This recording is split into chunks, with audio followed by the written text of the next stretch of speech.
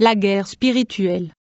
J'étais à la maison, j'ai plié mon genou pour prier et j'ai eu une vision extraordinaire du combat spirituel sur terre et dans les airs. Satan et ses partisans et des légions de démons ont barré les anges dans les airs, les empêchant de descendre avec la bénédiction des fidèles. Une guerre dans les airs se déroulait. J'ai aussi vu un combat spirituel entre des églises et des démons sur la terre. Le Seigneur Jésus a dit, dites à l'église de revêtir la sainteté, de ne pas baisser l'arrière, de garder les mains sur l'épée, de veiller et de prier, que mes serviteurs qui étaient tombés dans la bataille se lèvent du sol dans la foi, qu'ils restent fermes face aux attaques de Satan. Soyez forts et courageux, même avec les fouets qui causent des blessures, résistez, et s'ils n'ont pas la force de se battre, je panserai les plaies et soulèverai les guerriers blessés qui n'abandonneront pas mon chemin. Dites à l'église de fermer l'arrière, car le diable cherche à entrer, il cherche une porte. La plus grande faiblesse du diable est l'église droite, craignant Dieu et marchant selon ma parole. Contre cette église Satan a échec, il ne peut pas vaincre,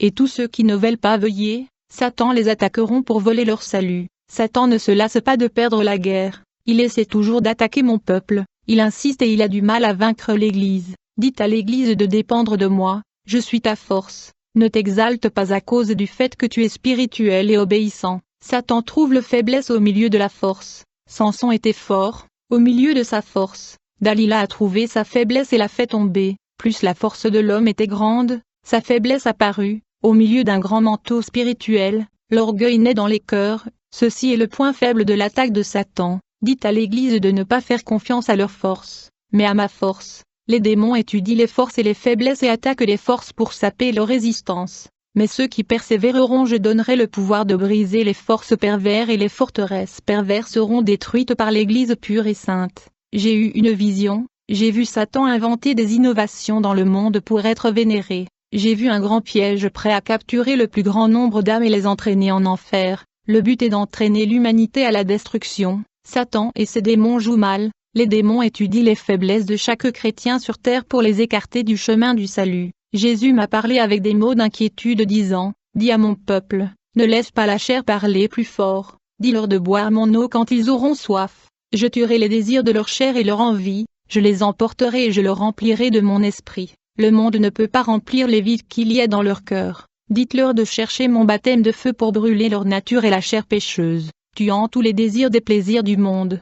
Ce qui le tâche à l'intérieur est le péché, qui éloigne le Saint-Esprit. Quand Jésus m'a dit ces mots, il a dit, ressens ce que je ressens. En ce moment mon visage était transfiguré d'inquiétude et des larmes ont commencé à couler de mes yeux. Je pouvais voir l'amour et le désir de Jésus pour les âmes. Ce n'est pas son souhait que les âmes se perdent. Il souhaite sauver l'épouse et prévenir autant que possible une grande nombre pour ne pas perdre plus d'âmes chrétiennes. Jésus m'a dit de dire aux gens de ne pas courir après les prophètes. Ils trouveront beaucoup de faux prophètes. Il dit, mes prophètes sont peu nombreux, tous ceux qui cherchent ma présence je veux le faire des prophètes, je ne veux pas que mon peuple court derrière des signes, mais je ferai en sorte que mes signes les suivent partout où ils vont, je transformerai leurs fontaines sèches en eau de source qui couleront dans leur vide, les remplissant de mon onction, de ma vertu et de ma grâce, leurs vies porteront des fruits si elles marchent en ma présence, comme Enoch a marché, se rendre tous les jours à l'église ne suffit pas. Il est nécessaire qu'ils vivent dans la prière chez eux et donnent un bon témoignage de la vie dans leur société où ils travaillent et dans la rue où ils habitent.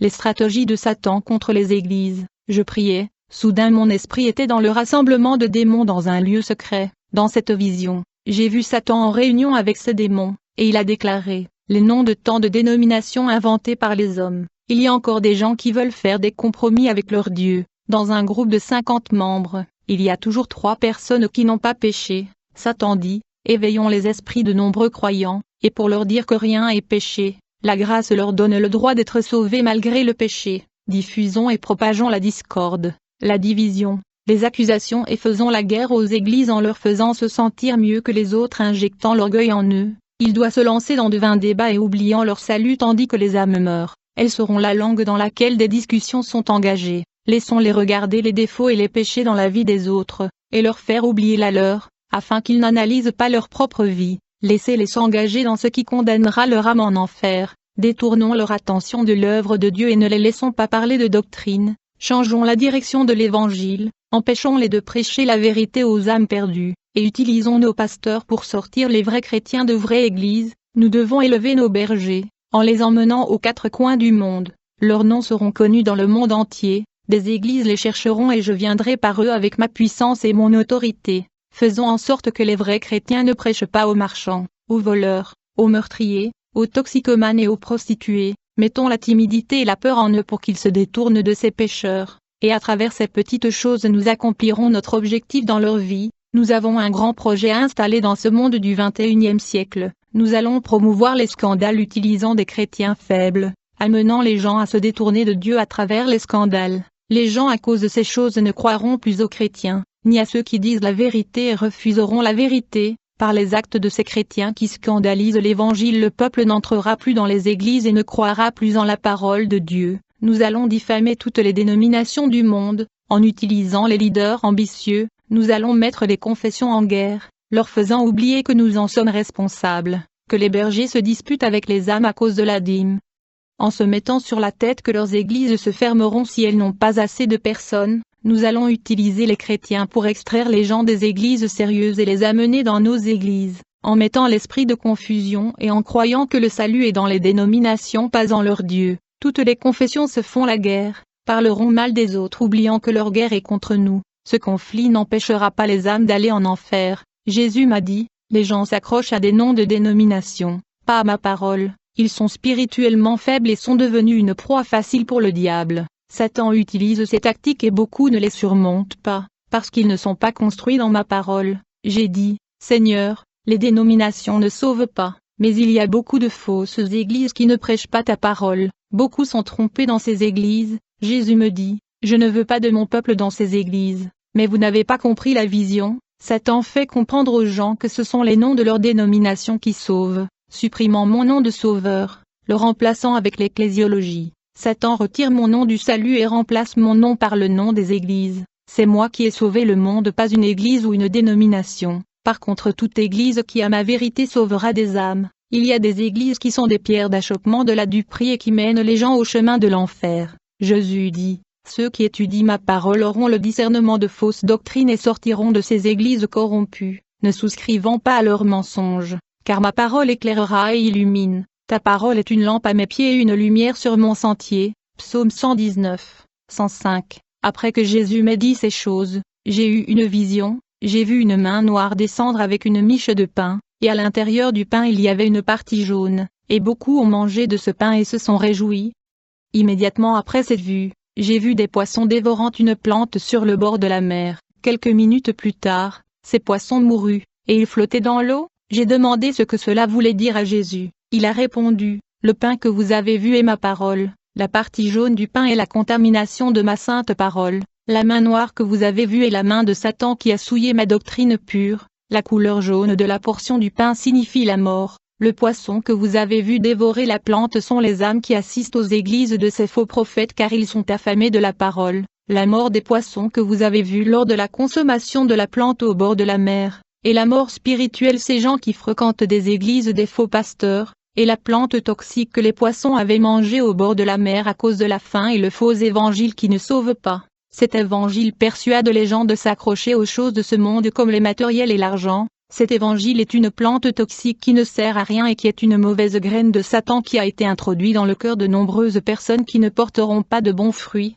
Cet évangile est attrayant, matérialiste et séduisant, il cherche le bien-être à tout prix, cela n'est pas l'évangile de la croix et du renoncement que mes disciples ont vécu. Cet évangile est infructueux dans le monde des esprits. C'est l'évangile moderne de Satan qui est entré dans mon église et a laissé de nombreux malades spirituellement. Satan a jeté sa mauvaise graine dans le cœur de beaucoup, les faisant entrer en conflit avec ma parole. Les personnes au cœur affligé et opprimées sont la cible. Satan a jeté son filet et tous ceux qui ne sont pas en train de veiller dans la prière sont tombés dans la toile de la tromperie. Satan a implanté les mauvaises herbes dans mon église, qui est un évangile étrange de ma vérité, pour confondre les gens. Leurs diverses doctrines sont entrées dans l'église avec l'esprit de confusion contrôlant les esprits qui n'ont pas de Saint-Esprit. Ma parole est la seule vérité, les autres sont des sables mouvants qui lient les âmes, les enfoncent et mènent en enfer. Mes soldats restent immobiles, ils ne prêchent pas ma parole pendant que l'armée de faux prophètes répand ses mensonges et ses âmes conquérantes,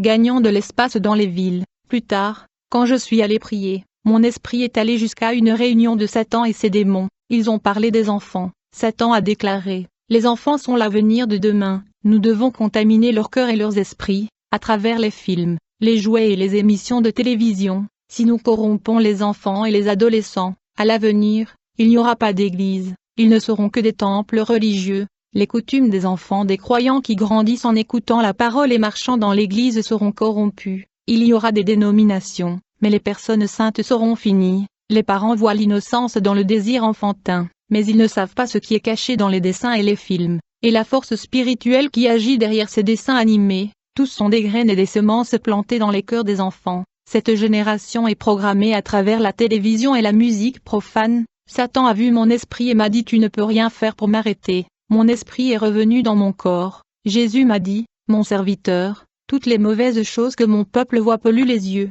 et si les yeux sont contaminés, tout le corps le sera aussi, et les oreilles qui écoutent de la musique du monde contaminent l'esprit et le cœur. Dans une autre vision, j'ai vu l'esprit du lesbianisme, l'esprit de l'homosexuel et l'esprit de transsexualité posséder des enfants qui regardent la télévision. Ces démons sont entrés dans leur corps par des yeux, pénétrant dans leurs esprits. J'ai eu une autre vision, j'ai vu Satan et ses démons à l'intérieur d'un studio d'enregistrement. Lors de cette réunion, il prévoit de contaminer plus de louanges avec vengeance, discorde, guerre, exaltation et ostentation dans les chants évangéliques. J'ai vu comment les paroles orientaient les louanges sur leurs effets, leurs conquêtes, les orgueilleux et les égaux des hommes. Ils ont délibérément oublié de louer celui qui a donné sa vie pour eux. Lors de la réunion, Satan a déclaré: faisons en sorte que les chanteurs évangéliques deviennent des célébrités, afin que nous puissions gagner leur âme. Ils vendront la parole de Dieu avec leurs concerts. Ils ne vont plus chanter les louanges à Dieu par gratitude,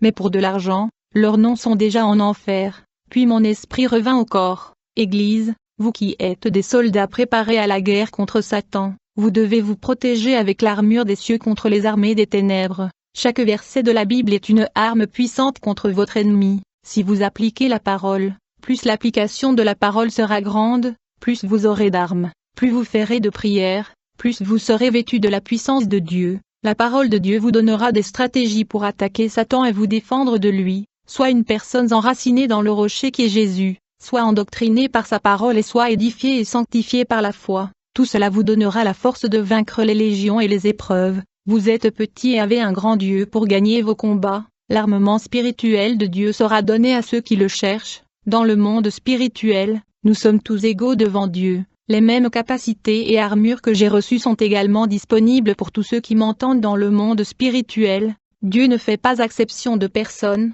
Qui détermine la portion spirituelle, c'est toi. Cela dépend de la mesure et de la volonté de donner votre temps pour la prière. Une guerre spirituelle se déroule à ce moment-là. J'ai vu avec des yeux spirituels que l'Église fait partie de cette guerre. Vous n'avez pas été appelés simplement pour passer tous les jours dans l'Église et pour vivre uniquement pour votre famille et vos intérêts personnels. L'Église a été séparée pour la guerre. Apprenez à vous battre et à gagner vos luttes quotidiennes. Jésus m'a dit que la plupart des chrétiens ne savent pas comment se battre et que d'autres ont de grands armements mais ne savent pas comment s'en servir contre Satan et ses démons. Seigneur Jésus m'a dit que l'Église est plus soucieuse de grandir dans la vie matérielle, en oubliant le spirituel. L'Église ne marche pas dans la guerre de la fin des temps. Jésus a dit: dites à l'Église d'apprendre à avancer dans le monde spirituel, je suis avec eux. Si l'Église n'avance pas, les démons gagneront plus de territoire, n'ira pas en avant. Jésus m'a dit que le matérialisme avait réduit la foi et que les doctrines modernes des églises n'annulaient pas le péché et ne combattaient pas les divisions entre les peuples. Et les démons ont travaillé 24 heures avec leur stratégie de refroidissement de la foi, incitant les chrétiens au plaisir, encourageant l'Église à rompre l'alliance affirmée avec Jésus. Les légions démoniaques ont mis en place ces avions de combat pour détruire l'Église. Jésus m'a dit: les gens doivent s'unir, rester en moi et vivre ma parole afin qu'ils ne perdent pas la guerre contre le diable. L'Église doit se rassembler sous un seul cri de guerre, quelle que soit sa dénomination. Jésus a dit qu'il ressent du plaisir à cause de ceux qui sont dans sa présence. Ils vont vaincre Satan, ils vont passer les tests et voir leur force renouvelée. Ceux qui sont épuisés par la guerre verront leur vie restaurée et résisteront au péché. Satan a affecté les esprits par de rudes épreuves, provoquant une crise émotionnelle. Mais je restaurerai leurs âmes blessées quand ils me rechercheront. Dites à l'Église que Satan garde un œil sur la couronne de vie des sauvés pour s'en emparer. Ceci qui amène beaucoup de personnes à s'écarter de mon chemin. Le Seigneur m'a montré dans une vision des pots secs. Il m'a révélé la situation de ces vases, qui ont cessé de prier et de chercher Dieu à l'aube. Ces vases ont besoin de germes et seront remplis de la présence de Dieu. J'ai eu une autre vision, j'ai vu Satan avec les démons se moquer de toute une congrégation. Satan a dit aux démons, « Ces gens ne me font pas peur ». Puis j'ai vu un pied géant écraser l'église. Jésus m'a dit, « Cette église est sous le pied de Satan et est dominée par des démons ». Dans la vision, j'ai vu Satan dire, « Ces soldats morts n'ont pas la force de nous déranger, ils ne peuvent pas nous battre, ils sont les nôtres, ils attendent d'aller en enfer, nous ne nous soucierons plus d'eux, car il y a des choses plus importantes à conquérir. » Jésus m'a dit, « Ces gens sont morts dans leurs péchés, ils ont accepté le mensonge de Satan, leur désobéissance est arrivée à un autre niveau, ils ne peuvent pas discerner ce qui est bien et ce qui est mal, car ils ne sont rien dans le péché, ils sont aveugles dans leurs iniquités. Dites à mon Église, n'abandonnez pas la source de richesse qui est ma grâce, ceux qui la quitteront seront vaincus par Satan, mais ceux qui y resteront vaincront, et peu importe combien Satan essaiera d'arrêter ceux qui sont sous la grâce, le succès viendra leur chemin. Dites à mon peuple de ne pas s'accrocher aux plaques dénominationnelles et de ne pas parler du mal d'autres chrétiens de différentes églises. Beaucoup utilisent les plaques pour promouvoir des scandales de dénomination, et d'autres parlent des fautes et des défauts d'autres chrétiens, exposant leurs images, révélant leurs péchés au monde entier, accusant au lieu de supporter leurs frères qui ont perdu ma lumière. Je justifie le péché de ceux qui se repentent et défendent les accusateurs. Toutes les dénominations sont imparfaites sur cette terre, je suis la perfection qui libère et purifie, je n'ai pas créé de nom d'église, mais j'ai construit un peuple saint pour moi-même. Celui qui s'accroche au nom de dénomination ne se lèvera pas dans l'enlèvement, je suis le chemin, je sauve et Satan trompe beaucoup. Devenant idolâtre de plaques dénominationnelles, mon sang a le pouvoir de racheter le pécheur repentant qui a quitté le monde pour vivre pour moi. Mon sang n'a purifié aucun signe de dénomination, et je n'ai pas répandu mon esprit dans le temple de Pierre. Après ces visions, il faisait nuit, je suis allé à l'église et quand j'y suis entré, j'ai eu une vision, cette congrégation a été enchaînée. Je me suis agenouillé près de mon banc, j'ai demandé à Jésus, comment toute cette église peut-elle être comme ça? Jésus m'a révélé que le péché commence du berger jusqu'aux membres, ce chef laisse les brebis à volonté, le Saint-Esprit s'est éloigné parce que ces gens ne mènent pas une vie sainte, les démons ont enchaîné ces personnes, Satan le Dieu de ce siècle a aveuglé beaucoup de gens, ils ne considèrent pas leur maquillage et leur sensualité comme un péché, ces pasteurs ont des échelles spirituelles dans leurs yeux et ne voient pas le péché dans leur congrégation. Et les démons sont entrés dans ces églises, qui ne combattent pas le péché. Leurs bergers se sont installés pour l'iniquité, les églises sont tombées et leurs chefs aussi, ils sont les mêmes que le vieux Saül qui connaissait les lois de la mosaïque, enseigné par un docteur en droit, mais aveuglé de mes mystères. Mon serviteur, cette église où vous êtes, morts spirituellement, le péché a tué leur vie spirituelle, ils sont comme le valet d'Ézéchiel, ils doivent se repentir et ressusciter pour moi. Faites un jeûne de 7 jours demain et intercédez pour ce peuple.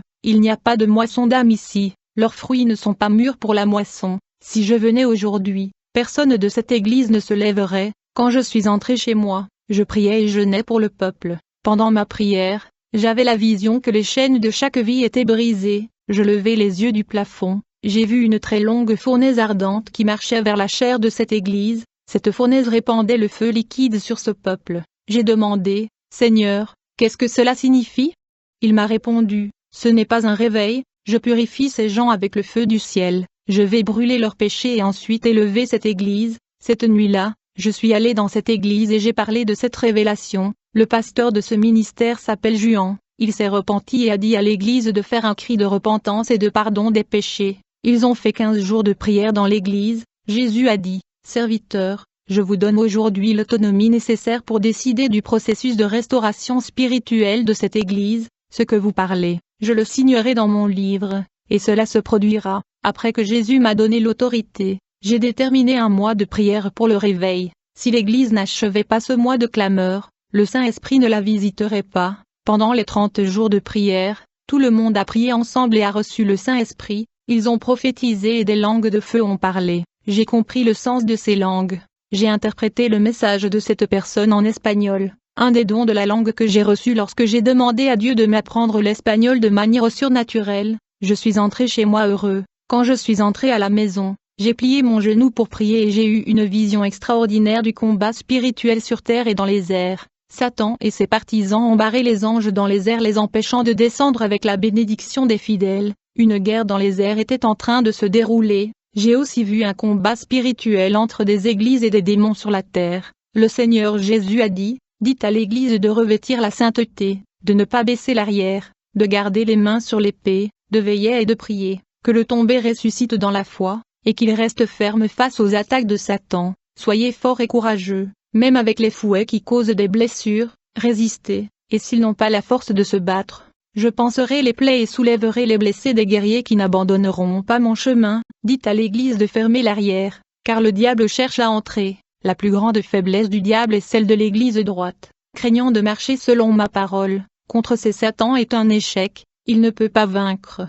Et tous ceux qui ne regardent pas, Satan attaqueront pour voler votre salut. Il ne se lasse pas de perdre la guerre, il essaie toujours mon peuple, il insiste et il a du mal à vaincre l'Église. Dites à l'Église de dépendre de moi, je suis votre force. Ne vous exaltez pas, car spirituel et obéissant, Satan trouve la faiblesse au milieu de la force. Samson était fort, au milieu de sa force. Dalila a trouvé sa faiblesse et l'a fait tomber. Plus la force de l'homme était grande, mais sa faiblesse apparaîtra. Au milieu d'un grand manteau spirituel, l'orgueil naît dans les cœurs, point faible de l'attaque de Satan. Dites à l'Église de ne pas faire confiance à votre force, mais à ma force. Les démons étudient les forces et les faiblesses et attaquent les forces pour saper leur résistance. Mais ceux qui persévèrent donneront l'autorité nécessaire pour briser les forces perverses et les forteresses perverses seront détruites par l'Église pure et sainte. Beaucoup utilisent ce savoir pour attaquer leurs frères et ont manqué de la force d'attaquer les forteresses maléfiques et n'utilisent pas leur savoir pour sauver les âmes. Beaucoup ont perdu courage, sont impuissants et sont tombés dans la foi. Je donnerai le courage et la force de persévérer jusqu'au bout pour tous ceux qui cherchent la force en moi. Dites à l'Église que vos réalisations ne sont pas matérielles, mais spirituelles. Mes gagnants ne sont pas ceux qui conquièrent le monde mais ceux qui conquièrent les cieux. Beaucoup ont concentré leurs rêves sur les possessions terrestres. Beaucoup ont oublié l'éternité et ne se sont pas positionnés contre les pièges de Satan. Je veux le renoncement et la sainteté. Mon chemin est difficile à parcourir à cause des obstacles. Seuls ceux qui m'aiment ne lâchent pas. J'avais une vision d'une église avec 20 membres dévoués vivant la vérité et une prière constante. Les démons étaient effrayés et furieux contre ces peuples. Cette petite église était unie dans la prière, une pensée, une sainteté et un amour. Ils avaient des attitudes consistant à vouloir obéir à Dieu. Leurs objectifs d'aider les faibles et les nécessiteux gênaient les démons. Il n'y avait pas de jalousie et pas de concurrence entre eux. Le pasteur a traité tout le monde de la même manière. Satan a essayé d'infiltrer cette église et de se placer l'un contre l'autre.